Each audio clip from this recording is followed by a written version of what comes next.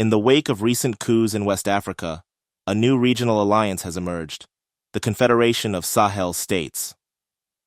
This alliance includes Burkina Faso, Mali, and Niger, countries that have taken bold steps like quitting ECOWAS and closing French military bases within their borders. But one nation is conspicuously absent from this union: Guinea, led by its military president, Mamady Doumbouya. So, what's behind Doumbouya's reluctance to join forces with his counterparts? Is it a matter of allegiance to France, personal rivalries, or a combination of factors? Let's delve deeper into this intriguing situation. Let's first look at the strategic benefits the AES will enjoy with Guinea's membership. Guinea offers direct access to the Atlantic Ocean, providing a crucial maritime outlet for trade and military logistics, which is invaluable for landlocked members like Burkina Faso, Mali, and Niger. This access could facilitate the movement of goods and resources, enhancing economic opportunities. Additionally, Guinea's rich natural resources, including bauxite, gold, and diamonds, could contribute to the economic diversification of the alliance, fostering regional development projects. Furthermore, Guinea's military experience could bolster the AES's collective security efforts, particularly in counter-terrorism operations. Politically, Guinea's inclusion could enhance the alliance's legitimacy and stability in West Africa, strengthening diplomatic ties and increasing bargaining power on the international stage. To provide a good insight, let us check out Mamady Doumbouya came to power in Guinea and his motivation. The coups in Burkina Faso, Mali, and Niger were largely driven by security concerns, particularly the fight against jihadist insurgencies. In contrast, Doumbouya's coup in Guinea was focused on governance issues, corruption, and economic mismanagement. Doumbouya's rise to power was unexpected, even within Guinea. Although he was well known within military circles, his move to overthrow President Alpha Condé in September 2021 was a bold and surprising action that quickly shifted the country's political landscape. Mamady Doumbouya overthrew Alpha Condé aged 83 due to widespread dissatisfaction with Condé's leadership, particularly following his controversial third-term bid, which many viewed as unconstitutional. Condé's administration faced allegations of corruption and failure to address economic and social grievances.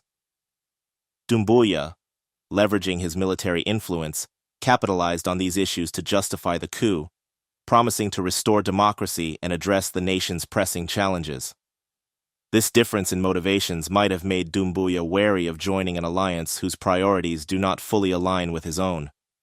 Could he have joined the AES if Guinea also had jihadist issues? You know, there's one crucial detail about Mamady Doumbouya that could shed some light on his reluctance to join forces with the Sahel Confederation.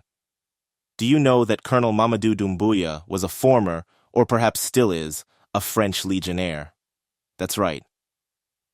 Before becoming the leader of Guinea, Mamady Doumbouya served in the French Foreign Legion, an elite military unit that recruits soldiers from around the world. His time in the Legion, where he trained and fought alongside French soldiers, gave him extensive military experience and a deep understanding of European military tactics. The French Foreign Legion instills strong loyalty among its members, and there are often implicit and explicit expectations that former legionnaires will not act against French interests. This connection likely makes Doumbouya more cautious about openly aligning with an alliance that is overtly anti-French. What would Doumbouya have done? Ibrahim Traore of Burkina Faso and the rest of the Sahel Confederation are closing French embassies and removing French foreign forces from their territories. You can't help but wonder, could Mamady Doumbouya chase away French soldiers that he once lived and worked together with for 5 years? That requires nerves of steel. Or what do you think? Just a reminder to help us grow the channel quickly by liking and sharing. Also hit the notification bell for more updates on this channel. Now let's continue. Not only that Doumbouya is a French legionnaire, but he also has deep family connection with France. Doumbouya is married to Lauriane Doumbouya, a French national who is an active member of the French National Gendarmerie, or French military force. And get this, Doumbouya has even served at the Élysée Palace. the official residence and workplace of the French president. Talk about being deeply embedded within the French security structure. So, when you're married to someone who's that closely intertwined with the French security system, it's like you are literally caged by France. Doumbouya and his wife have built quite a family together. They have 4 children from the marriage. Now, this deep personal connection to France further complicates any move that might be seen as antagonistic to French interests, such as joining an alliance that seeks to diminish French influence in West Africa. Now, just an honest question. Do you think that Mamady Doumbouya could be trusted by Ibrahim Traore, Assimi Goïta, and Abdourahmane Tiani if he offers to join the Sahel states? Let's know your opinion in the comments. Now let's shift gears and examine another crucial aspect that could be shaping Doumbouya's cautious approach. Mamady Doumbouya is facing potential legal challenges at the International Criminal Tribunal in The Hague. Doumbouya is among the Guinean officials who could face sanctions or legal action from the European Union for alleged human rights violations that occurred during the regime of the former president, Alpha Condé. You see, Mamady Doumbouya and the man he overthrew were not strangers to each other. During Alpha Condé's administration in Guinea, Mamady Doumbouya held the position of the commander of the Special Forces Group.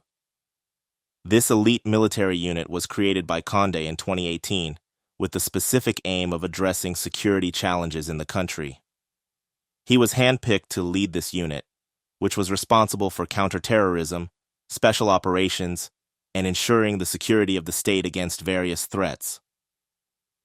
Under his command, the Special Forces Group became one of the most powerful and well-equipped units in the Guinean military. However, while Doumbouya was initially trusted by Condé and was expected to protect the regime, his role evolved dramatically. The same elite force he led ultimately played a pivotal role in overthrowing Condé's government on September 5, 2021. What an irony.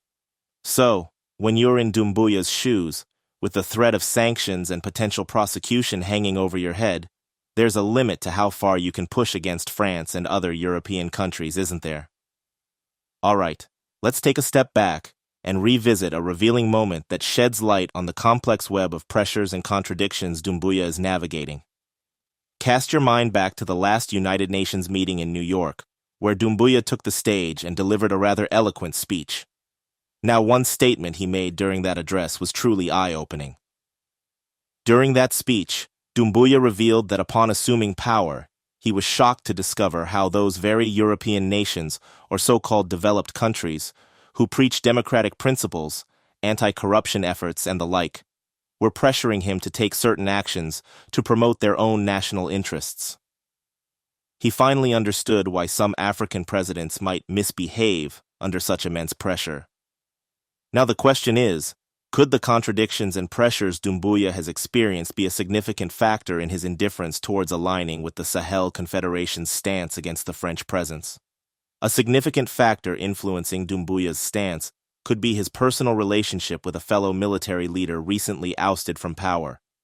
At first glance, one might assume that Doumbouya and Captain Ibrahim Traore of Burkina Faso would naturally align, given their similar experiences as leaders of military coups. However, the reality is quite different, largely due to Doumbouya's connection with Traore's predecessor, Paul-Henri Sandaogo Damiba. To understand this dynamic, it's important to look at the history between Doumbouya and Damiba. On September 30, 2022, Damiba was overthrown by discontented army factions led by Traore, just 8 months after Damiba himself had seized power through a coup. The relationship between Doumbouya and Damiba extends beyond professional military ties. They were friends and classmates, having attended the prestigious École Militaire in Paris together. During their time at the institution, they developed a strong bond, training alongside each other and sharing the experience of military education at one of the most elite academies in the world. Their friendship was significant enough that when Traore led the coup that ousted Damiba, forcing him into exile, it likely felt like a personal betrayal to Doumbouya. Doumbouya's potential resentment toward Traore for the ousting of Paul-Henri Sandaogo Damiba, a close friend and former classmate, complicates the prospects for cooperation between Guinea and Burkina Faso under Traore's leadership. The saying, "If you're an enemy to my friend, you can never be my friend," may hold true here. However, the crucial question remains, should Doumbouya's personal feelings influence Guinea's national interests? Navigating this delicate balance between personal loyalty and national priorities is a complex task for Doumbouya. Additionally, the distinct circumstances that brought these military leaders to power are important to consider. While the coups in Burkina Faso, Mali, and Niger were largely driven by security concerns and the fight against jihadist groups, Doumbouya's coup in Guinea focused more on governance issues, corruption, election malpractices, and economic mismanagement. These differing motivations might make it difficult for Guinea to fully align with the Sahel Confederation, further complicating Doumbouya's position on regional cooperation. Strategically speaking, Burkina Faso, Mali, and Niger need Guinea more than Guinea needs them. Let me explain. Burkina Faso, Mali, and Niger have huge territory largely covered by the Sahara Desert, and the three countries are totally landlocked. But on the other hand, Guinea has hundreds of kilometers of Atlantic coastline, a luxury these three countries would do anything possible to have access to. Could you imagine the economic boost that the Confederation would enjoy if Guinea joined forces with them? That's why cooperation between these countries is going to be so crucial going forward. Do you think Doumbouya should prioritize personal loyalties or national interests in his decision to join the Sahel Confederation? We appreciate your participation in this journey. It is important to keep in mind that comprehending the complexities of geopolitics is not limited to merely analyzing maps and policies. Rather, it is about coming to terms with the impact that humans have and working towards positive change. Continue to be curious, continue to be engaged, and continue to shape the future until we meet again. Don't forget to like, subscribe, and hit the notification bell for more analysis on African politics and international relations. Thanks for watching.